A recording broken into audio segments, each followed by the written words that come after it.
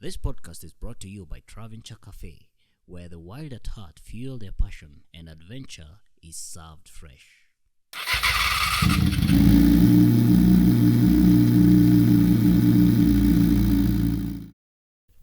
What's up, ladies and gentlemen? Welcome to yet another episode of Cat on Wheels podcast. I'm your host, Kat, and today some of you might be wondering, this is not the usual place where we hold our podcast. Yeah, we're not at Traventure today, but Traventure is one of the places where you'd want to be. It's got some cool ambience, and they also host guests from different parts of the world, and they have good food.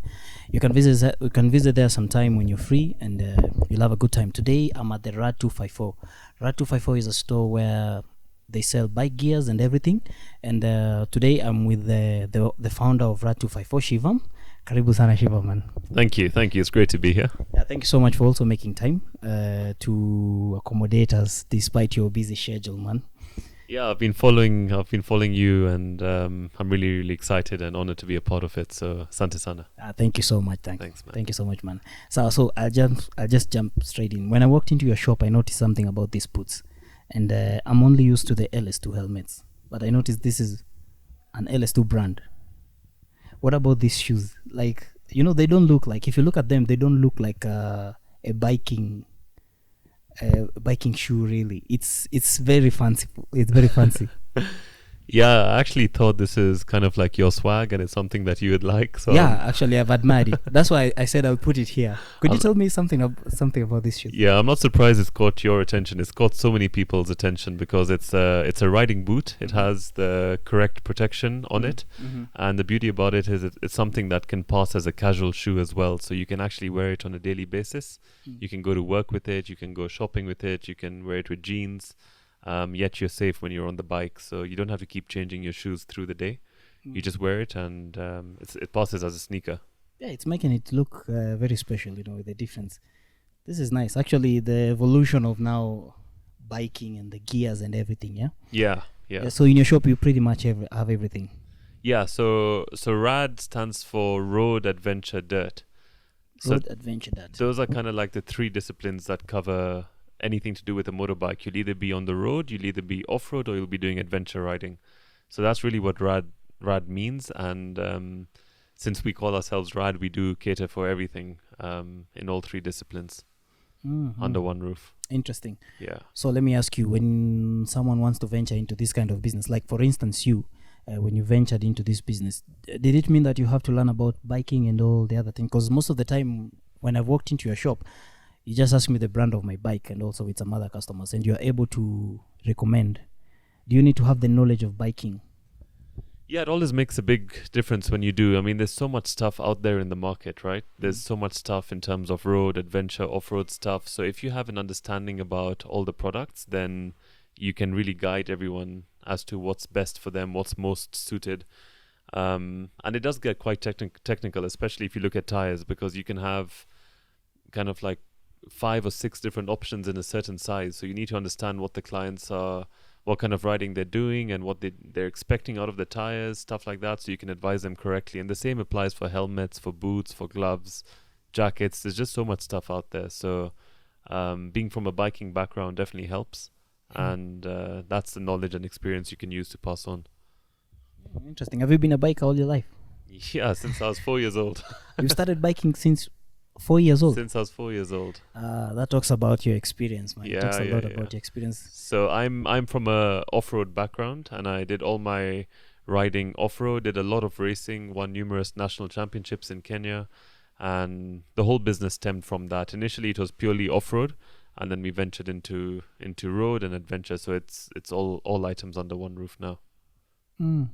So when did you start this, if I may ask? About 8 years ago. 8 years ago. 8 years ago, yeah. And you started riding at the age of 4 years? At the age of 4 years. Here in Kenya? Here in Kenya, a little 50cc motorbike. We have 50cc. We have as small as 25ccs. For kids? For kids, yeah. Okay. Yeah. So what was the experience like? I mean, it's been a transition since then, right? So much has changed since I got into it, but when I did, it was something very different. I mean, there weren't so many people riding at that age, and I started riding in the backyard at home, literally in the garden, and it became a bit too noisy for the neighbors and everything, so had to find a Every space to bike. go and ride. And yeah, when we went to the motocross track, we found a race going on one Sunday, and that's where it all started. Just got all the contacts from there and started taking part in everything. So now they found a new place for you to ride. Yeah, yeah, and it was like very specific for motocross. So they had jumps, obstacles, everything, and it was like perfect. It was like a playground for me. Where was this motocross? Jamuri Motocross Park on Gong Road, just off Gong Road. Oh, the one that's still there. The one that's still there. Yeah. Oh man, that is interesting. So, this is something you've always wanted. Like at the age of 4, you just found it. Was it something like your parents would recommend or something like that? Yeah, look, as kids, you're kind of exposed to a lot through school and in extracurricular activities. But if you gave me a piano to play or a bike to ride, I mean, there's no question there. Yeah, Goes without saying. goes without saying. So it just ended up being like a lifestyle. And every weekend, I used to find myself on the bike, taking part in the events, practicing for them, and honestly, it just carried on from there. You must have won so many trophies because from the age of 4, that's. Yeah, I've thankfully been quite successful in the sport. I've won 10 national championships in motocross and numerous others in enduro and cross country. So it's been a beautiful journey. Interesting. What's the difference between, there's enduro sports, what is it? Yeah, enduro. So there's enduro, there's rally raid, and there's motocross. Yeah, what's the difference between the 3? So if you're familiar with the Dakar Rally, which uses navigation, GPSs, road books, that's what rally raids are about. You're basically given a notebook, a GPS, coordinates, and you need to navigate through. It's like a 200-kilometer circuit, and then whoever gets to the end first is the winner. So it's very different to motocross. Motocross is a closed circuit, so it's like a 2-kilometer motocross track with specific obstacles and all of that. And it usually just takes place with a group of riders at a start grid, and then the gates drop, everyone goes round together, and whoever comes to the end first is the winner. And enduro is like a slightly longer loop, about 20 kilometers or thereabout. And from the name enduro, there's a lot of endurance. So you have to take part for 3 hours. So it really tests your endurance. Riding for 3 hours. Racing for 3 hours. Racing for 3 hours. Yeah, off-road. Are you circumventing an area, or you're going? So it's a loop. It's a 20-kilometer loop. So the usual time is about 30-40 minutes per lap. So you end up doing about 7 laps in that duration. Do people quit along the way? People do quit, yeah. Honestly, it really does test your endurance. Motocross is a sprint, a 20-minute sprint, and enduro is like a marathon. It's tough. So enduro comes from the word endurance. Totally. I had no idea. Totally, and it's also very technical. It's got tough hills, rocky sections, steep downhills. So you're actually going quite slow, but it's very, very technical. So it really takes it out of you. It's tough. So physically very demanding. This is mostly not about who gets there first. It's mostly on who will endure to the end. It's still a race, but yes, if you endure to the end and somebody stops in between, you're bound to win. So it's still for time, but it's not really last man standing, but it's whoever is the most efficient for the longest duration. That's what it is. And you participated in that one as well? Yeah, I've done that for many years as well. And you've won? Yeah. How many have you won? 7 championships in that. Yeah. Your endurance must be tough. Have you tried sport bike? No, well, I have kind of tried it. I mean, I've taken part at the Whistling Moran circuit, but I was using my off-road bike, so it was very different to what you guys do. I had like knobby tires, off-road tires, and totally different technique and everything, but it was more like a fun thing that I took part in, and I really did enjoy it. Nothing serious, just you want to get the experience of how it goes. Yeah, I guess what I liked most about it is just how different it is from everything else that I've done. It's just something totally different, which was great. Would you say it's something you'd consider to try, or you'd stick to the enduro and other? I'm still enjoying my off-road riding, but I think it's always nice to have a change, so I'm sure I will be back at some point. Yeah, I'm hoping to see you, man. Yeah. Which bike are you riding now? I've got 2 bikes. I've got a KTM 350 motocross bike and a 350 enduro bike. Why is it I rarely see them on the roads, like the enduros and the super bikes? Yeah, so they're actually not even road registered. So you must have noticed like cars towing trailers with bikes on them. They're carried. Yeah. So they're not road registered. The tires are not made to be used on tarmac. The gearing is not used for roads or long distances at all. So yeah, it's purely just trailered from A to B, and then once you get to where the road ends, off you go. That's where it all starts. Are the gears as heavy as compared to the motorbike when you're doing enduros? I'm assuming they should be light. Yeah, they are light, but actually gears are very technical for off-road rides. You have quite a variety, and when you look at it all, it adds up. For example, our boots, I'm sure, are much heavier than road bikers. They must be weighing 7 or 8 kilos. Why? It's like ski boots. It's a lot higher than what you guys wear. Is it like this one? That's an example. This is an entry-level one, for example. But you get other ones which have a lot more metal around the ankle, around the heel, up your calf area, around the sides. So that's the kind of boots that we use, and it's what you need, because the stuff we're doing is, it warrants it. It's a bit risky, yeah? Yeah, it is. So you say they should weigh around, the entire gear is 8 kilos, or? No, that's just your boots. The boots alone? Yes. But if you're doing enduro and the boots alone are 8 kilos, isn't that adding weight to the entire thing? It definitely is, but that's why they say you can't be fit to race bikes. You can't ride race bikes to get fit. You have to be fit to race bikes. There's a big difference with that. So you need to make sure you're well conditioned before you get into this if you want to be competitive. In terms of like you need to be working out, or?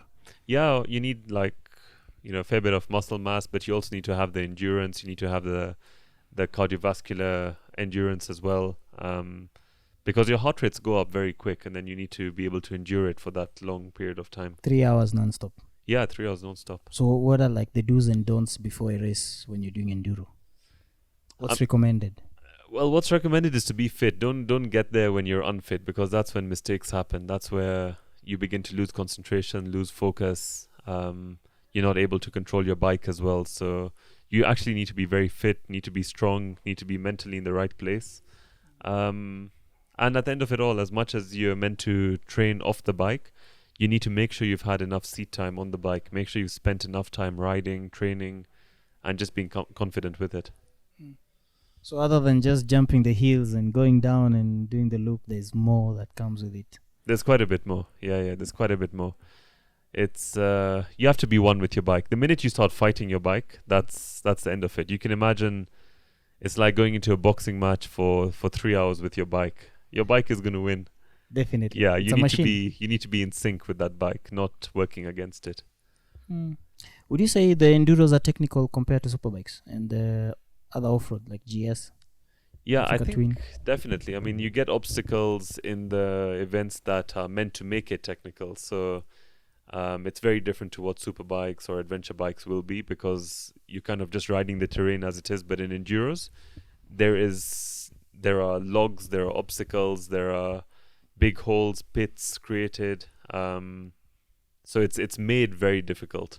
So they do it on purpose, like they go chimba Yeah, beaches and everything. absolutely. Oh, that is Yeah. very interesting. Yeah. So it's quite different. Like so we'd say the enduro have their own track, like the MotoGPs. The way it's straight and it's just how the MotoGP rides is the same like how enduro they do, but only difference is that they have the hills and all that. Yeah, but you see another big difference is enduros can take place anywhere in the country, right? In any condition. So it could be sunny, it could be rainy, it could be overcast, it could be cloudy. It does take part in any part of the country in any condition. So it makes it very different to anything else. You tend to end up riding in places you've never ridden before. And do you still participate in the races, or you quit? No, I've taken a bit of a break just because of my personal life. Had a little girl come into our life, which we feel very blessed for, and a second one on its way. Congratulations, man. Thanks, man. So, with that, like I say, you need to be Fit. mentally in the right place. You need to be physically in the right place and all of that. So I've just taken a bit of a break, but I will be back. I will be back. In a few years, definitely, yeah? Once Maybe even everything- next year. Next year? Yeah. Think you'll be ready? Watch the space. We will be watching, man. This is really interesting. So now I want us to talk about tires. Yeah. You see, when I got into the biking, community. When I was looking for tires, all I could hear was Shivam, Shivam, Shivam, Shivam. And then I came here, I saw a lot of tires. Some of them I don't even know how they work. And then you asked me, what bike do you ride? And then you asked me, so you'll need this type of tires, and this type of tires will help you to do this and do this. Yeah. And then I remember I didn't buy any. I left because I was so confused at this point. I thought I'd just come and you give me tires. I didn't know each tire has its own, has its own, has its own way of performing. You get, yeah. So I wanted to talk about different type of tires that you have, and how they really function on the road, and the recommendations at what time and for what bike. Yeah, look, tires is honestly like a religion. There must be 15, 20 brands out there. Each of them have what they claim to be the best tire. So it's very, very important to kind of understand the product that you're getting and why you're getting it. And it all stems to what sort of riding you're doing, what you expect from tires, what bike you're riding, what speeds you're going to be doing. Is it more road? Is it more off-road? So, yeah, I mean, there's so many different types of tires, right? There's, in a very broad category, there's road, adventure, and off-road tires. Like in your case, you came for some road tires. Now, my first question would be, what kind of riding do you do? Because if you tell me that you do off-road riding, then I'll give you a certain tire which is suited to that. Whereas if you tell me you like going to Whistling Morans and you like to race, then I'll give you something which is more tailored to that. So it's a bit like if you think about cars, you get mud terrain, all terrain, and like a street pattern. Those are like the three main brackets when you're looking at a tire. So you see what percent is it road, what percent is it off-road, and if that matches the kind of riding you're doing, then that's the tire you should be considering for yourself. Because a standard example is, say, a 180 size tire, 180 55 17. You can get something which is 90% road, 10 off-road. You can literally get something 10% road, 90% off-road. So you can't just tell me I want this one specific size tire, because to me there's still so many kind of blanks that are out there that need filling up before I can give you the right product. And when you're doing enduros, for instance, like for example, for the super bikes, the tire, they wear out faster. Yeah. Because we're on the asphalt, you get. Yeah. So what about the enduros? It's muddy and everything. Yeah, but again, over there, when you're racing, you want to get a very soft tire, and a soft tire means it's not going to last very long. So you can find after one event, which is 2 or 3 hours, that tire is done. In one race? In one race, but it's given you the performance that you needed. In international events, you'll find the top guys changing tires 3 times, 4 times a day. It's almost like what you see in Formula 1. Every few laps, they're changing tires. So in the top level in motorsport and in enduros as well, you see that happening all the time. Whenever the riders come in for pit stops, they're changing tires. The softer the tire, the better the grip, but the less the life. That's like the mantra when it comes to racing tires. So they just wear out as much as they do for the super bikes as well? Yeah, or like the Formula 1 cars. That's why you'll see pit strategies where a driver will go out on soft tires and do 2 pit stops versus someone going on hard tires and do 1 pit stop. So the guy on hard tires will push not as hard as the guy with soft tires. So his lap times will be slower, but he's only making 1 pit. Whereas the guy with softer tires will be pushing extra hard because he can. Those tires grip very well, knowing that he has a fresh set of tires before the other guy. So the similar sort of principles do apply for us as well. Too many physics involved. A lot of physics, So does it mean to be a biker you need to learn physics? a lot of expenses as well. Yeah, I noticed, by the way.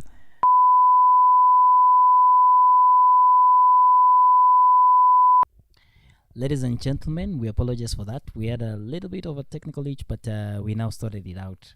Thank you so much. Welcome back once again. So we are with Shivam at the RAD 254, and we were talking about tires, is it? Yes. So we were basically talking of the importance of choosing the right tire when you're going in for a race, so that you can understand what you want from the tire in terms of performance and life as well. Very nice, very nice. So now, I have a few tires here. Let me just to understand better. Yeah. So we have this one. Yeah. So I noticed something. With the threads. What do the threads mean really when it comes to having getting a tire? So basically, when you look at the threads, certain tires appear to be smoother than this. Certain tires appear to have deeper threads, have more threads, have bits of rubber. I'm sure we'll see some other tires. Yeah. But a tire like this, I can tell you, is just a very good tire for daily commuting. Something which is good for all weather. You can see the rain can pass through the grooves. It wouldn't grip as well as a race tire if you take it to the track. But it will give you decent life, very good life actually. So it's like a touring tire, great for the roads, and probably a popular choice for many of the commuters in Nairobi. Is this good for leaning, if I may ask? It's not bad. It's not bad for leaning. It wouldn't be as good as a race tire, but it's got quite a nice concave kind of part over here. So it will be a decent tire for leaning, yes. So one of the ways to tell a tire is good for leaning is the curve. The curve, and also what you're getting over here. So the smoother the tire usually means that it's got a softer compound, and that would be very sticky, which is great for leaning. A tire like this would be the same compound all around in the middle and the sides, so it wouldn't be as good as a soft tire on the sides. But yeah, it would still be decent enough for a commuter. And this one should last longer because of its I say it's very thick. Yeah. It's got a hard surface. Yeah, you would have heard me using the word touring. So touring tires generally mean it'll give you good life. So it's got a good thickness of rubber. And also what's very important is the rubber itself isn't soft. It's quite durable and hard. So it wouldn't just finish like a race tire would on the roads. Okay. Interesting. Yeah. So what about there's this other one. It got my interest. This one right here. Tell me about this tire. So this tire and the previous tire are actually replaceable in size. I mean, it's the same size, so you could use either this or that on your bike, for argument's sake. So this brings us back to what we were discussing. My R6. Yeah, your R6 or whatever bike you have, which would run a tire size like this one. So basically, a tire like this would be better suited for somebody riding a bit more off-road. Based on the pattern, it's like an all-terrain tire. It's probably 60% off-road, 40% road, whereas the other tire we saw was 80% road, 20% off-road. So I would suggest a tire like this for somebody who commutes on the road but also goes off-road. Let's say he goes into muddy areas, gravel roads, off tarmac, stuff like that, where you're looking for better grip. Then this would be the tire choice for that, especially in the mud. I mean, if you were stuck in the mud and you had two tires to pick between this and the smooth one, I mean, you would definitely go for this, wouldn't you? Yeah, definitely. So that's what I mean. You know, the sort of riding you're doing is going to guide you on which tire to get for yourself. So when you say 80% road and 20% off-road, yeah. So if I use the 20% on off-road mostly with this tire, does it mean it will last longer? This tire would not last as long on the road, but it will perform better off-road. So the life on the road would be less than a road tire because it's got a more aggressive pattern. But when you go off-road, it'll give you much, much better performance. Okay, interesting. I think I have one more. Let's see. And I also wanted to talk about now the sport bike, the S22s. Yeah. I've had this other one's called Battle Axe, and now this one looks like a tractor. There you go. You've already got an idea about these things. Okay. So yeah, it's a mean-looking tire. It's aggressive. Those are the sort of words you'd use to describe this.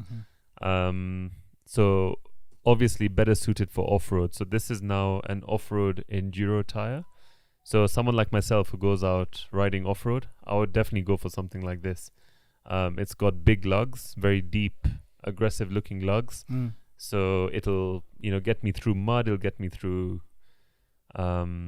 anything soft. It'll get me through rocky areas, through uphills. It'll grip extremely well. So where this tire would not work well is on the road. I was about to ask you the same question. Now, it will not work well on the road. Yeah. Does it mean like it can easily get you into an accident? Yeah, I mean, look, the grip will not be good at all because it's not made for that. The life of this tire will be very, very compromised on the road because it's very aggressive. It's not made for it at all. So yeah, it's a huge contrast between the other two tires that we have seen, and it's literally got a complete different purpose behind it. It'll also be very noisy. If you use a tire like this on the road, you'll hear the singing noise of rubber on the road. Yeah. I've had that a lot on some lorries and. Yes. That's interesting. So I always used to think that the more it has these things, what did you call them? The knobbies or the lugs of rubber. Threads, yeah. I always thought that the more it has this, the longer it's going to last. It's a misconception. Definitely is. If you're riding this off-road, then yes, the more of these, the deeper the lugs, the longer it will last. But the minute you take this on-road, I mean, it's literally going to just disappear. You're not using it to its full potential, yeah? Not at all. Not at all. It's a wrong tire for the wrong purpose. Okay. So if you choose to use this one on, in the wrong way, it kills its life, yeah? It makes kills it its shorter. life. Yeah, but you see, it's also not practical to keep changing your tires when you go off-road, when you go on-road. So if a rider is riding 90% on-road, but say off-road, but occasionally he needs to commute on-road, then you can argue and be like, this tire is fine for you, because it's not practical to keep changing your tires.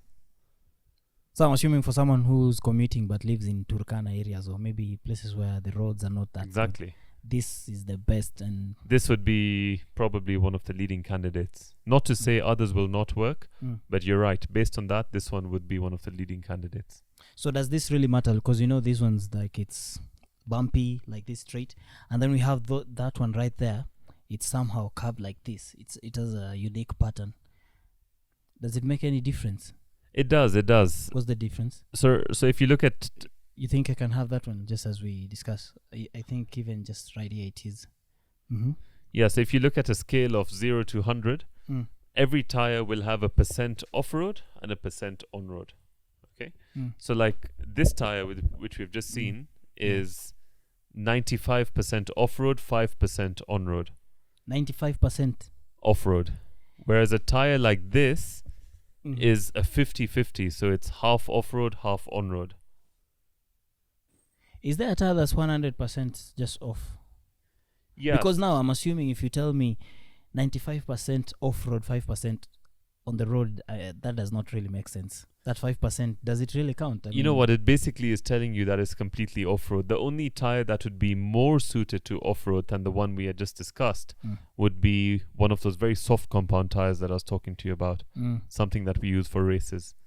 Because that you cannot ride on the road. You'll finish that tire in a couple of 100 kilometers on the road. And it will be a waste. It'll be a complete waste because it's not designed for that at all. A tire like this is an all-terrain tire. It's a 50-50 tire. This one? Yes, so it's great for off-road. It's great for road.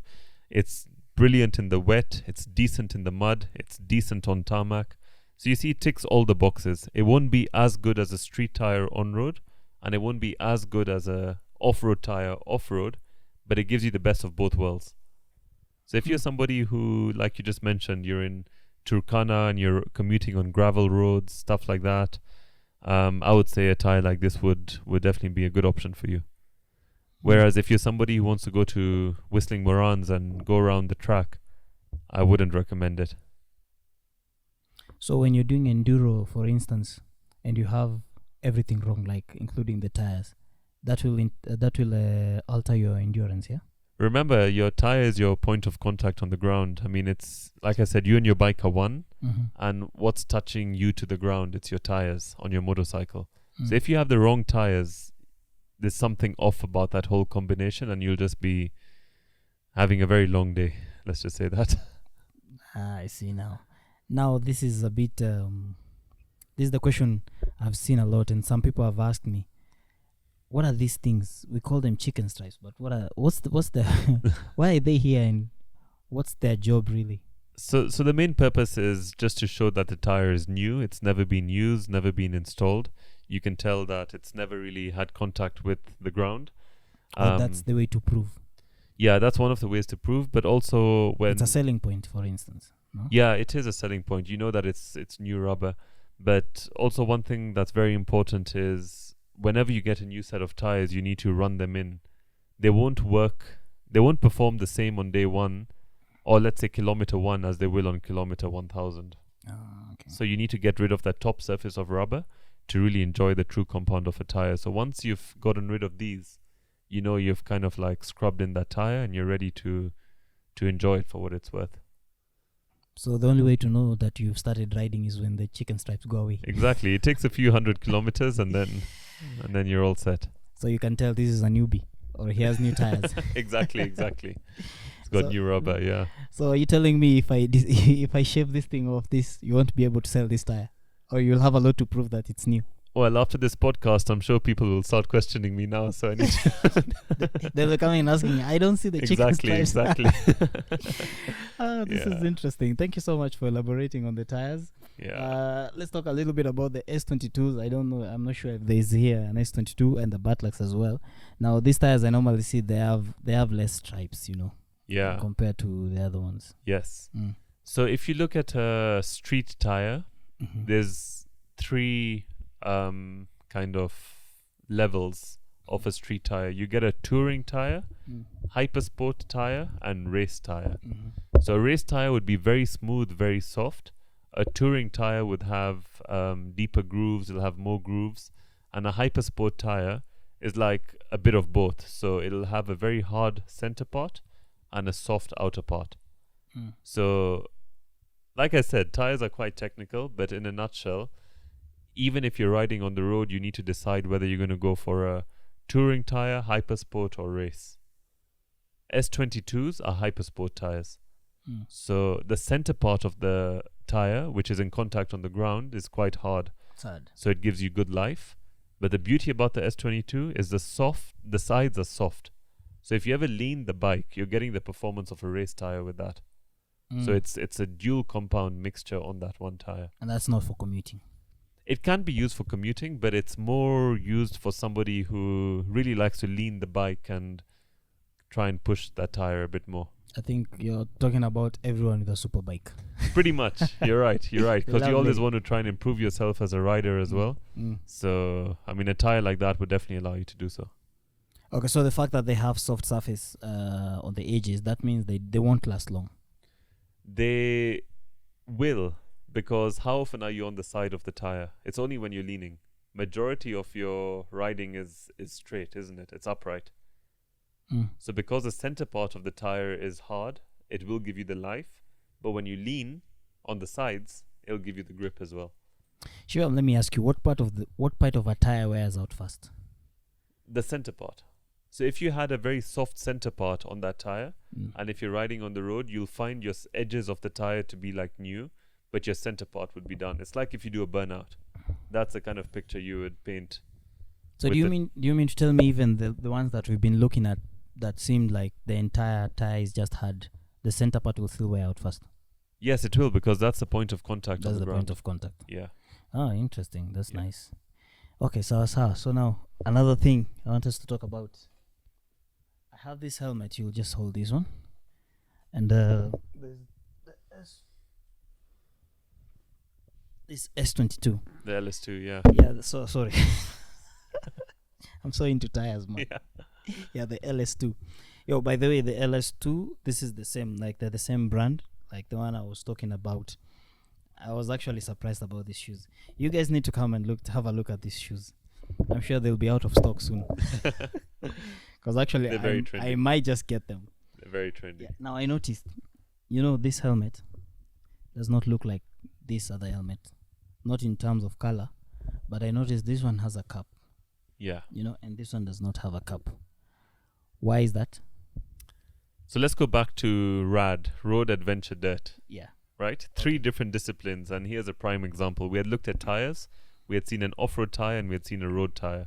And we had seen an adventure tire.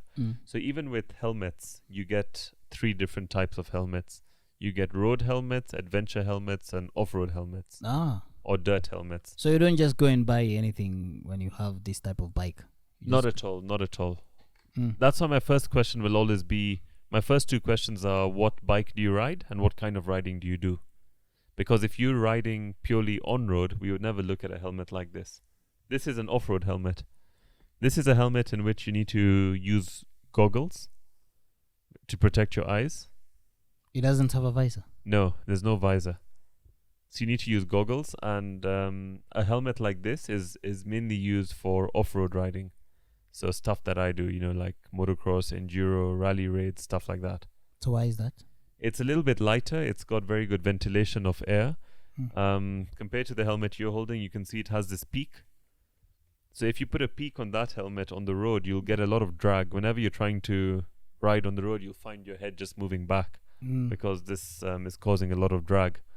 Whereas off-road, the speeds are generally a lot less, so you need the peak to prevent the sun from hitting you and things like that. You'll also notice the chin part of this helmet is a bit more forward-facing compared to that, which is quite round. Yeah. So you get more room to breathe in a helmet like this. Again, when you're riding off-road, last thing you want is something to really kind of congest you and make you feel uncomfortable and claustrophobic. So you need good airflow, you need good circulation of air, you need space for your goggles, you need protection from the sun. So these are the features that make this helmet different to that. And these things were tested and approved? Tested, approved, and used for generations. So what I'm curious, I think I asked earlier, this one has a visor, this one does not, and you said the glasses that you need for this. Yeah. So why is it that they prefer glasses and not a visor? It's purely for comfort. I'm sure yourself you've experienced fogging up of your visor. Yeah, but we have anti-fog. You got anti-fog, yeah. So the thing is, when you're off-road, remember like I said, you're working hard, you're sweating, there's a lot of heat coming off your forehead. So if you don't have goggles which have ventilation and have a visor like that, you're going to fog it up in no time, and you won't be able to use that off-road at all. I thought it's because of the weight as well. It's more the fact of airflow and that fogging up, because the minute you start sweating in that sort of a helmet, it's not got any airflow. The goggles allow for airflow. The goggles actually have a sponge filter for air to pass through. So it just makes it a lot more comfortable when you're riding. So does it really mean that right now that I'm doing superbike, if I choose to move to adventure, I have to change almost everything? You don't have to, but you'll be very uncomfortable if you don't. You can make do with your gear in all disciplines, but it's not the right product. So in the ideal world, yes, you'd probably have to change up. Yeah, because like my full suit is like, I think over 12 kgs. But now that with an off-road or an enduro, that's a bit heavy, right? But remember, you're also talking of a full leather suit, which is going to be extremely, extremely hot when you're going off-road. It'll be very uncomfortable. So what's recommended for off-road?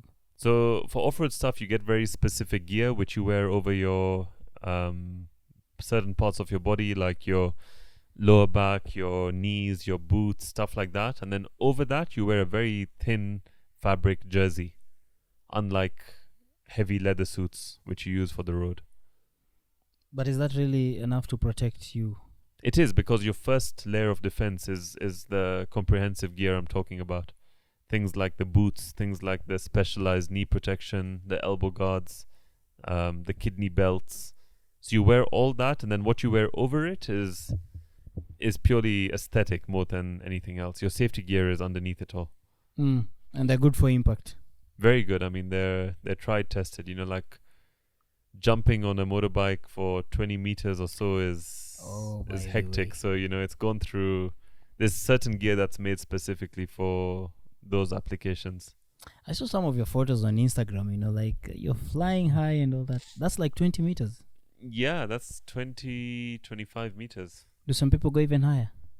It's not really about height, it's more distance. But, I mean, look, if you get to a motocross track and there's a big jump, Go you're for going to it. jump it. It's just the way we can see a corner and you want to lean. Exactly. It's the same principle. Do you get points when you do that, no? You get a lot of support from the fans. They cheer. They cheer you.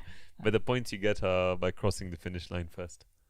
Oh, that's interesting. And have you participated out of the country as well to represent the country? I have. I've taken part in numerous Africa championships, and in 2010 I took part in the World Motocross Championship as well in South Africa. And you won. I wish I did.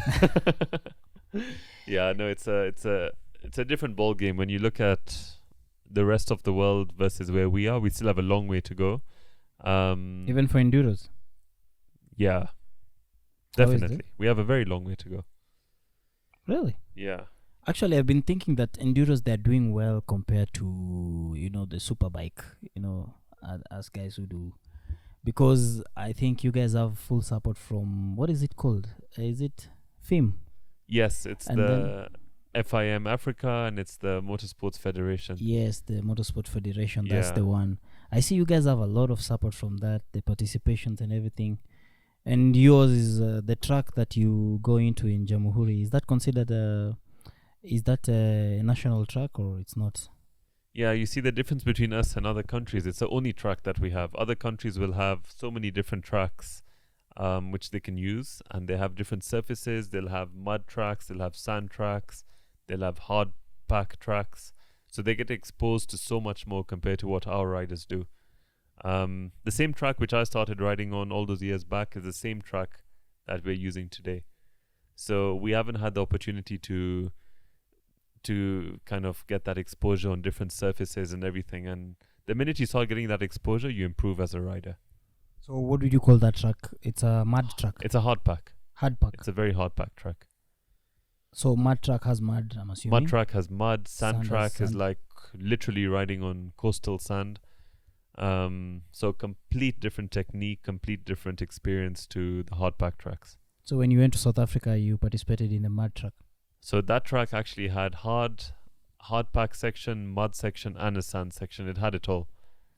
It was a different experience. So the hard pack you did well, and then the rest now. Yeah, naturally the rest I wasn't as strong as the hard pack. Okay, so tell me about that experience so that we can now discuss about what you think the country is lacking. Is this one in Jamhuri privately owned? It's actually been leased out by the Motorsports Club from the ASK, Agricultural Society of Kenya. So I think that's one thing where Kenya needs to try and, where we need to try and improve to get the sport to a certain level. We need to have more privately owned tracks, which are maintained better and which offer different surfaces to ride on. So our riders are exposed to a lot more that way. So for South Africa, how was it? So South Africa was very, very different. I mean, it was an eye opener, to be honest with you. When I say sand track, there were ruts which were 1/2 meter deep. So to the point that the foot pegs of the bike were just scraping against the ruts. And like I was saying, it's a complete different technique to try and get through a track like that compared to the hard pack track. So if you haven't got that experience beforehand, you will struggle, and that's the right word to use. Considering you're coming from Kenya and there's only the hard pack. So the minute things change from that, it's now a situation you're not used to. I've heard so much about South Africa. It seems like they have all kind of tracks. Yeah, so they do. I mean, if you look at Nairobi, we have one track. If you look at Johannesburg, they have about 10 tracks in a half an hour radius from where you are. Joburg alone. That's Joburg alone. So it's a different ball game. Other cities in South Africa also have some. They also have quite a few. And the crazy thing is when South Africa go to the other parts of the world, they feel like the difference between Kenya to South Africa is the difference between South Africa and the world. So they also have a long, long way to go. Levels. Totally. They have a long way to go. We haven't even started yet. We haven't even started. We haven't moved with the times, and honestly, we haven't started. What do you think should be done? I think, unfortunately or fortunately, investment needs to take place. You need to have tracks. You need to have people willing to give up some land and try and do stuff for the sport more for passion as opposed to financial gain. And with that, the whole industry will grow, will become a lot stronger, and hopefully one day we'll become a powerhouse for Africa. You think that can happen? I don't see why not. Do you think Kenya has the potential? Like, do we have guys who are doing enduros Yeah. and fans? We have the talent, we have the potential, we have the drive. Um, we have beautiful shops to support it all. Yeah. Okay. So I don't see why not. I only know more about super bikes and the tracks and everything. But let me ask you, with this enduro, what does do you call them tracks as well, or Yeah, you'll call it a track. you call it a track? So Yeah. what does the track entail really? I know for the the super bike, for instance, we need this amount of acres to be able to construct this type of road, this kilometer stretch. How about for the enduro? So to be honest, you need something very similar. I mean, land is something that you'll always need. You'll need a little bit of earth moving equipment to make it a bit challenging and to create some obstacles. But more than anything else, you just need consistent maintenance, and you need riders to continuously ride and try and develop and change the track to improve their skill set. And how many acres do you think it is? I think for a motocross track, 6 or 7 acres would be great, and for an enduro track, up to 20 acres. But you can complement. You can mix the two. And this will have both.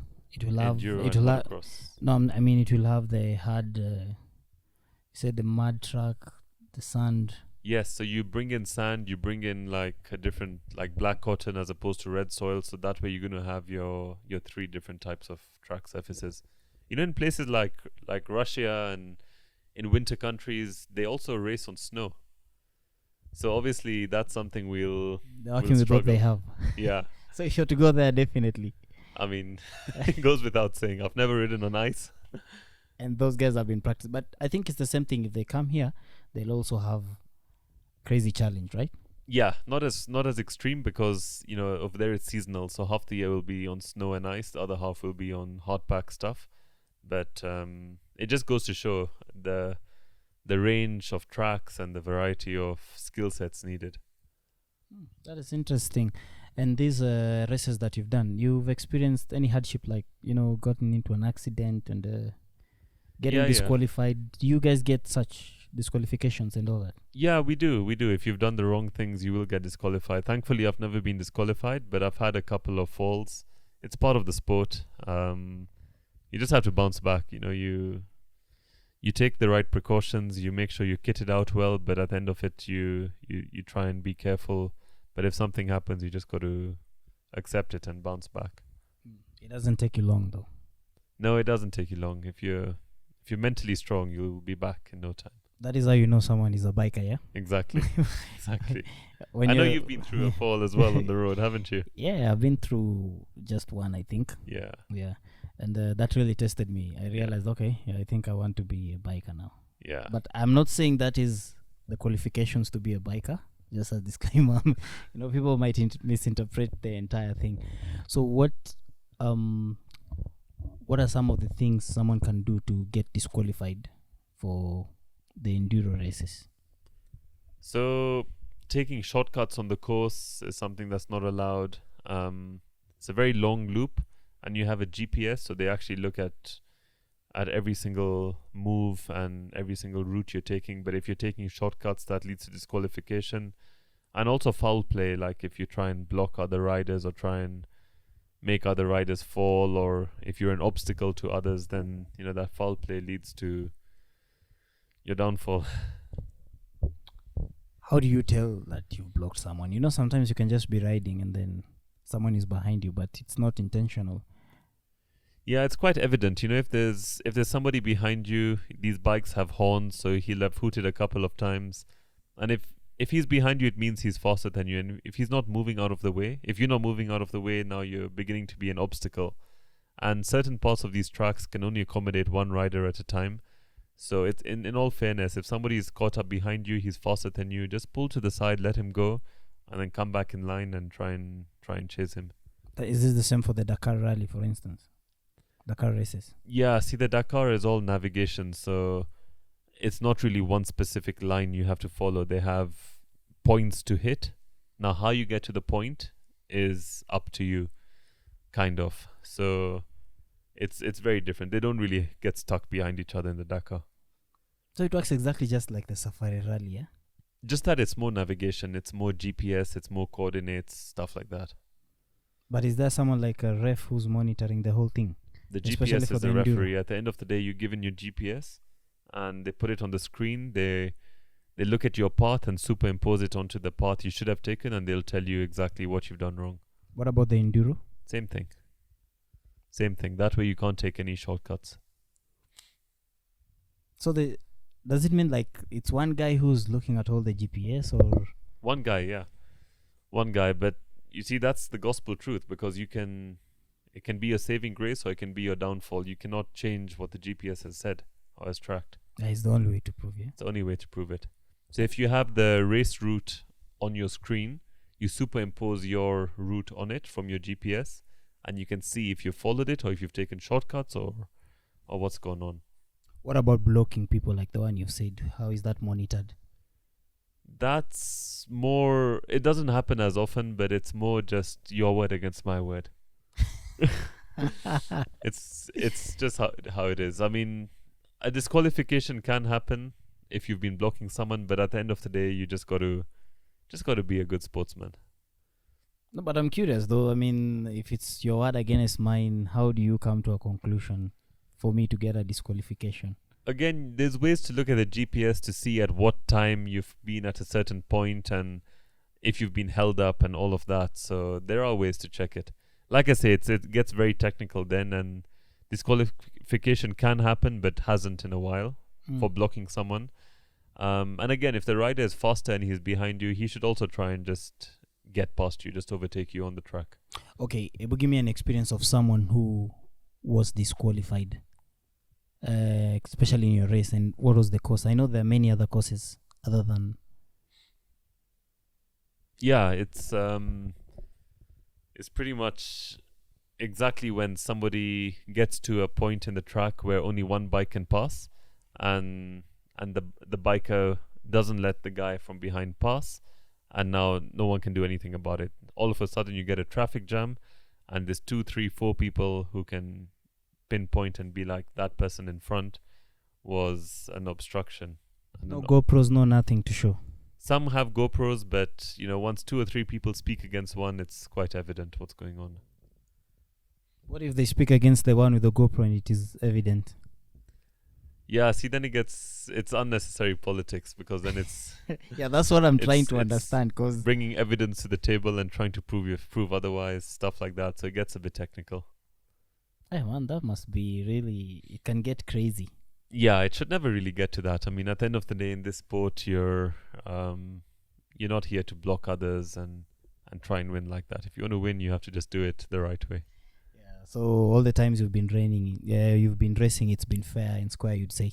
Yeah, it's been pretty much fair and square. And you've had so much fun in it. Yeah, it's been amazing. I'd encourage anyone who wants to get riding to do it. I mean, don't hold back. Don't let it be one of those things that you say you will, but you don't. Just do it. Jump straight into it. And racing is something you do as a profession as well, or? No, it's purely a hobby. It's purely a hobby. Yeah, I do it at national level, but purely a hobby. So your profession is run a business. You run this business. Yeah. Oh, so basically your life revolves around biking. Entirely. In general. Yeah. Okay. Yeah. Hey man, that is interesting. I've never Thanks, seen man. that, man. And congratulations on your shop. I see you have a lot of things. We've talked about a few things. We've talked about the boots. We've talked about the tires. We've talked about the helmets. Yeah, safety gear. Yeah, safety gears and everything. We've talked about... I think we haven't touched on the jackets as well. Yeah, because I noticed there's some... for the guys who are doing off-road, is thermal necessary? No, you want to be as light and as cool as possible. This part of the world, you don't need to wear thermals. You mean Africa, that is? Yeah, it gets very hot. Very hot, very fast. You don't even need it during June, July weather? No, you'll be sweating once you start a race. So that's the last thing you want. What about riding as an adventure, Just... Depends where you're going, I would say. Mm-hmm. But generally, you don't need thermals. The lighter the gear, the better it is. I've always thought otherwise. I think for road riders it's a bit different. You tend to wear more heavier jackets and leathers and things like that. But for the kind of riding we do, the lighter, the more comfortable. Okay, that is nice. Yeah. I don't think I have so many questions to ask you today. I know we'll definitely link up again. We will. Yeah. Thanks guys for watching, and yeah, look forward to the next one. And thank you so much for hosting us. Yeah. Anytime. Yeah, I don't know. You guys have a question for Shiv? Nobody has a question for Shiv. Okay, sir. Thank you so much, guys. Until next time. Cheers. Cheers.